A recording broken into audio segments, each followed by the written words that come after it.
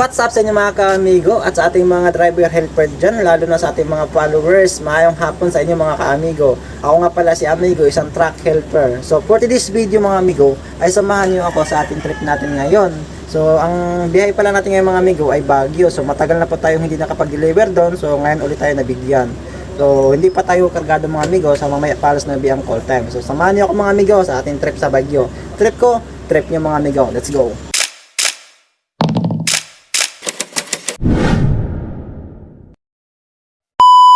So hello guys, what's up sa ating lahat? Magandang tanghali sa atin. So dyan mga ka-amigo, ay nakargahan na po tayo. Pangalawang araw na po natin dyan mga amigo, simula nung nabato sa ating biyahe na yan. At ngayon pa lang po tayo nakargahan. At sila pala yung mga tagapagmano dito sa Unilever mga amigo. At sila nag-ayos ng ating pangarga. Dahil Baguio yung ating deliver mga amigo, tayo ay nakakamada. Ayun, so mga ka-amigo, tapos na po tayo makargahan.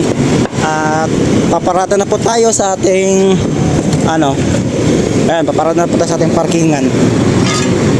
At okay na po na kargahan yung ating unit. Alis na po tayo dito sa ating docking mga amigo.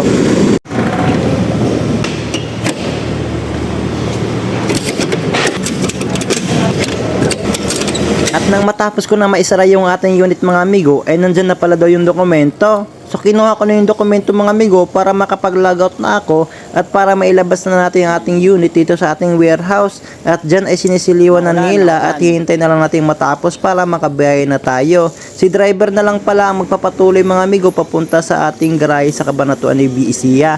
At ako naman mga amigo ay magpapaiwan sa ating bayang Balagtas, Bulacan dahil pang Martes pa naman itong deliver. So uwi muna ako mga amigo at ipagpapatuloy na lang ating vlog mga amigo pag nasa Baguio na tayo.